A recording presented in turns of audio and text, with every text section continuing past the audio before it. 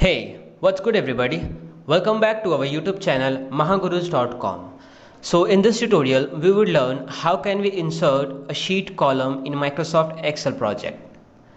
So I would suggest you guys to please follow each and every steps as I say. So without wasting any time, let's get started.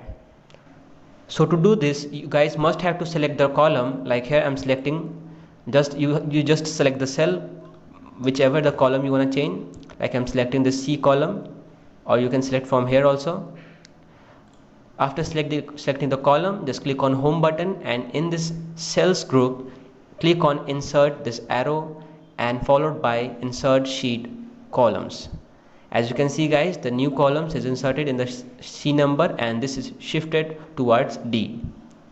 Similarly, you can just insert the columns with a multiple number of selecting multiple number of columns. Like here I'm selecting E, F, G, and to do the same thing, insert and insert sheet columns.